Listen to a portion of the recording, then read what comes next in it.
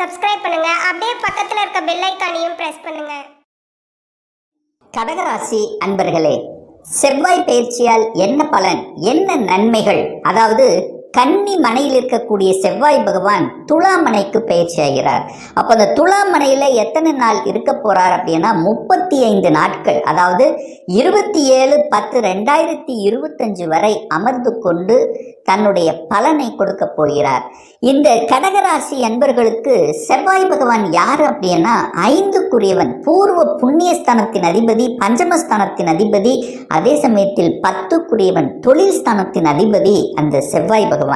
அப்போ இந்த கடகராசி அன்பர்களுக்கு இருக்கக்கூடிய 9 கிரகங்கள்ல ராஜ யோகத்தை தரக்கூடிய ஒரு கிரகம் அப்படின்னா அது செவ்வாய் பகவான் தான் சொல்லணும்.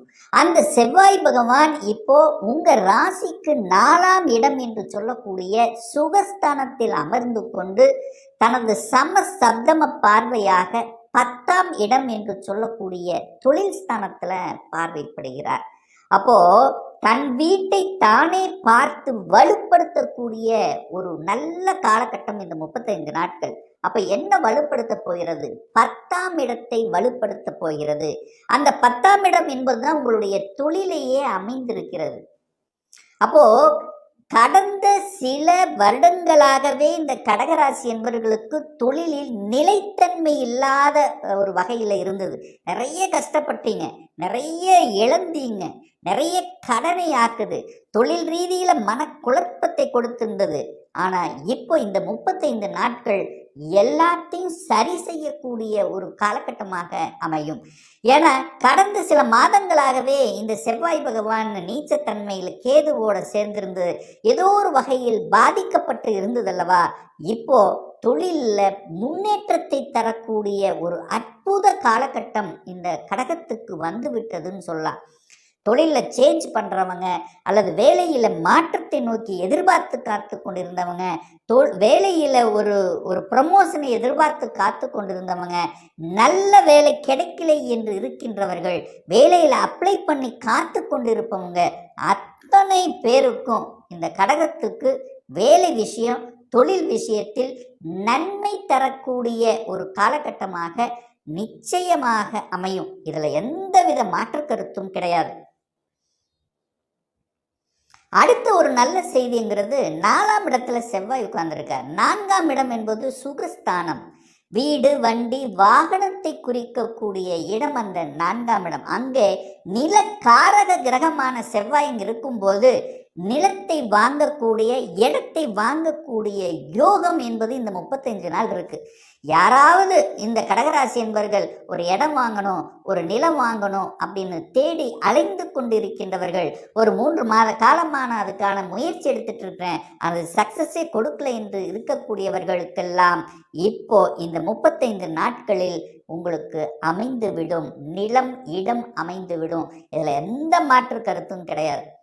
ஏன்னா 4ஆம் அதிபதியாக இருக்கக்கூடிய அந்த சுக்கிரன் தனக்கு 11ஆம் இடத்துல உட்கார்ந்துருக்கார். அப்போ அங்கேயும் ஒரு நன்மை இருக்கு. அப்ப சுக்கிரனுடைய வீட்டில் செவ்வாய் இருக்கும்போது நிலம் சார்ந்த விஷயங்கள், இடம் சார்ந்த விஷயங்கள், வீடு, வண்டி, வாகனங்கள் சார்ந்த விஷயங்கள் நன்மை பயக்கும். அப்போ ஒரு மிகப்பெரிய ஒரு இடம் உங்களை தேடி வரக்கூடிய அமைப்பு இந்த காலகட்டம் உண்டு. அப்ப இடம் சார்ந்த விஷயத்தில் நன்மை கொடுக்கக்கூடிய ஒரு செவ்வாய் பயிற்சியாக இந்த கடகத்துக்கு நிச்சயமாக அமையும். அதுல எந்த மாற்று கருத்தும் இல்லை. அப்போ அதே செவ்வாய் பகவான் தான் தனது 8ஆம் பார்வையா 11ஆம் இடத்தை பார்க்கிறார். அப்ப 10 11ஆம் இடத்தை பார்த்து வலுப்படுத்துகிறது. அப்ப தொழிலின் மூலமாக லாபத்தை கொடுக்கக்கூடிய அமைப்பு இந்த காலகட்டம் உண்டு. ஸோ இந்த காலகட்டத்தில் புதனும் பாருங்க, புத்திசாலித்தனம் மிக்க அந்த புதன் உச்சபலத்தோடு இருக்கும்போது நல்ல ஞானம் பிறக்கும். ஒரு நல்ல ஸ்ட்ராட்டஜி பிளான் வகுத்து திறமையாக செயல்படக்கூடிய வாய்ப்புகள் இருக்கும். ஏன்னா இந்த கடந்த ஒரு 2 வருஷமா படாத பாடுபட்டிருப்பீங்க. மனசு சரியில்லை, எண்ணம் சரியில்லை, சிந்தனை சரியில்லை, எதுக்கெடுத்தாலும் லாக்கு. மனசு நல்லா இருந்தால் தான் நம்ம செயல்பட முடியும். ஸோ இப்போ கடகராசி அன்பர்கள் இந்த காலகட்டத்திலிருந்து, இந்த செவ்வாய் பெயர்ச்சிக்கு அப்புறம் இந்த செப்டம்பர் மாதத்திலிருந்து நன்மை பயக்கக்கூடிய, அதுவும் செப்டம்பர் மாதம் 15ஆம் தேதிக்கு அப்புறம் உங்களுக்கு உங்களுடைய செயல்பாடுகள் அப்படியே வேகம் எடுக்கும். ஏன்னா செவ்வாய் என்னாலே வேகக்காரன், வேகமாக உக்ரமாக விரைவாக செயல்படக்கூடிய தன்மை கொண்ட கிரகம் அந்த செவ்வாய் பகவான். அந்த 4ஆம் இடத்திலிருந்து உங்களை இயக்கப் போகிறது, உங்களை வெற்றி கொள்ளப் போகிறது, உங்களை செயல்படுத்த, அதாவது ஒரு தன்னம்பிக்கை கொடுக்கக்கூடிய ஒரு காலகட்டமாக இந்த காலகட்டம் நிச்சயமாக இந்த கடகத்துக்கு அமையும். மிக முக்கியமாக இந்த செவ்வாய் பகவான் பார்த்தீங்கன்னா தன்னுடைய சொந்த நட்சத்திரமான சித்திரையில் பிரயாணம் பண்ண போறார். எப்போ? 13/9/2025 22/9/2025 வரை தன்னுடைய சொந்த நட்சத்திரத்தில் பிரயாணமாகக்கூடிய அந்த காலகட்டத்தில் உறவுகளால் நன்மைகள் நடக்கப் போகிறது.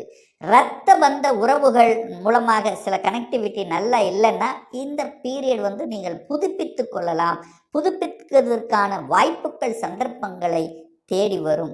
ரியல் எஸ்டேட் சார்ந்த துறையில் இருக்கின்றவர்களுக்கு இந்த காலகட்டமான சொந்த நட்சத்திரத்தில் பிரயாணம் பண்றார். அப்ப செவ்வாய் கூடுதல் பலம் பெறுகிறது.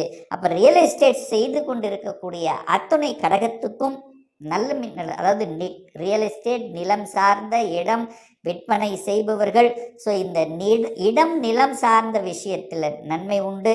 அதிகாரம் சார்ந்த விஷயங்கள், அட்மினிஸ்ட்ரேஷன் சார்ந்த விஷயங்கள் சிறப்பு பெறும். நிறைய பேர் டாக்டர்கள், அது சர்ஜரி செய்யக்கூடிய டாக்டர்கள், இந்த டாக்டர் சார்ந்த விஷயத்தில் இருக்கின்றவர்களுக்கும் நல்லது நடக்கும். நெருப்பு சம்பந்தப்பட்ட, சிகப்பு நிறம் சம்பந்தப்பட்ட விஷயத்தில் இருக்கக்கூடிய அத்தனை பேர், கட்டிடம் சம்பந்தப்பட்ட, இதெல்லாமே சிறப்பு பெறக்கூடிய ஒரு நல்ல காலகட்டமாக இந்த கடகத்துக்கு நிச்சயமாக அமையும். அடுத்தது பார்த்தீங்கன்னா இந்த செவ்வாய் பகவான் சுவாதி நட்சத்திரத்தில் பிரயாணம் பண்ணுறார். இந்த சுவாதி அப்படின்னாலே ராகு பகவான். ஸோ எப்போன்னா 23/9/2025 12/10/2025 வரை ராகுவனுடைய நட்சத்திரத்தில் செவ்வாய் பகவான் பிரயாணம் பண்ணுறார். அந்த ராகு பகவான் எங்கே இருக்காருன்னா 8ஆம் இடத்துல இருக்கார்.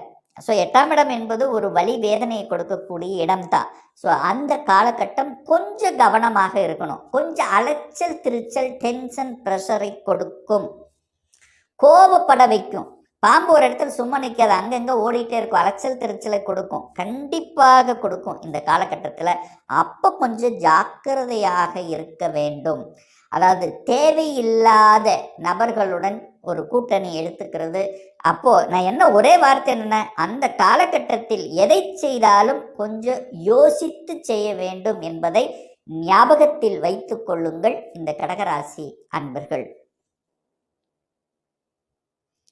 அடுத்து செவ்வாய் பகவான் விசாகம் நட்சத்திரத்தில் பிரயாணம் பண்ணுறார். 13/10/2025 27/10/2025. விசாகம் அப்படின்னா குரு.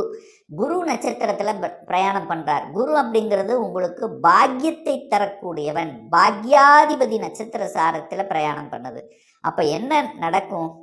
உங்களுக்கு பாக்கியத்தை கொடுக்கும். என்ன பாக்கியம் கொடுக்கும்? குழந்தை பாக்கியம் கொடுக்கும் அந்த காலகட்டம். ஏன் அதை ஸ்ட்ராங்காக சொல்கிறேன்னா, குரு செவ்வாயை பார்க்குறார். செவ்வாய்ங்கிறது 5க்குரியவன் அல்லவா? அப்போ குருங்கிறது குழந்தை காரக கிரகம். குழந்தை ஸ்தானத்தை பார்க்கக்கூடிய நிகழ்வு அந்த காலகட்டம் அமையுது. அப்போ குழந்தை இல்லாத தம்பதிகளுக்கு குழந்தை பாக்கியம் கொடுக்கக்கூடிய அமைப்பு உண்டு. குரு பகவான் 12ல் இருக்கார். 12ங்கிறது வெளிநாடு, வெளி மாநிலம், அந்நிய தேசத்தை குறிக்கக்கூடிய இடம் அந்த 12ஆம் இடம். ஸோ யாரெல்லாம் வெளிநாடு போகணும், வெளிநாட்டில் போய் வேலை பார்க்கணும் என்கின்ற எண்ணத்தில் இருக்கக்கூடிய அத்துணை கடகத்துக்கும் அந்த காலகட்டம் நன்மை பயக்கும். இம்போர்ட் எக்ஸ்போர்ட் சம்பந்தப்பட்ட தன்மை, வெளிநாட்டு டிராவல் பண்ணுவது, தொழில் முறையாக டிராவல் பண்ணுவது, அல்லது நீங்கள் அதாவது வெளிநாடு மட்டும் கிடையாது, வெளியூர் வெளி மாநிலத்தையும் சேர்த்து குறிக்கக்கூடிய தன்மை. ஸோ அந்த குரு அப்படிங்கிற அந்த தன்மையில் இருக்கிறதுனால முதலீடுகள், 12ஆம் இடம் என்பது முதலீடுகளும் குறிக்கும். 12ஆம் இடம் என்பது வெளியில் நகரக்கூடிய அந்த இடத்தையும் கொடுக்கும், ரகசியங்களையும் கொடுக்கும். இந்த சிபிசிஐடி, ஸோ இந்த மாதிரி இருக்கின்றவர்கள் கூட ஒரு நல்ல ஒரு கனெக்டிவிட்டி அந்த டைமில் இந்த சிஐடியில் இருக்கக்கூடிய அத்துணை கடகத்துக்கும் நன்மை பயக்கக்கூடிய ஒரு காலகட்டமாக நிச்சயமாக அமையும். அப்போ இந்த கடகம் இந்த செவ்வாய் பெயர்ச்சியில் உயர்வை சந்திக்கக்கூடிய ஒரு காலகட்டம். தன்னம்பிக்கை கொடுக்கக்கூடிய ஒரு காலகட்டம். ஒரு மிகப்பெரிய இடம் உங்களுக்கு, அந்த இடம் நிலம் சார்ந்த விஷயத்தில் அனுகூலத்தை தரும். ஒரு ஒரு இன்ப அதிர்ச்சி என்ன, திடீர்னு குழந்தை பாய் கிடைச்சிரும், திடீர்னு வேலை கிடைச்சிரும். ஸோ நினைத்து பார்க்க முடியல, ஒரு நல்ல சந்தோஷத்தை கொடுக்கக்கூடிய ஒரு காலகட்டமாக நிச்சயமாக இந்த கடகத்துக்கு அமையும் என்று சொன்னால் அது மிகையாகாது. மேலும் தகவலுக்கு எங்க சேனலை மறக்காம சப்ஸ்கிரைப் பண்ணுங்க. நன்றி.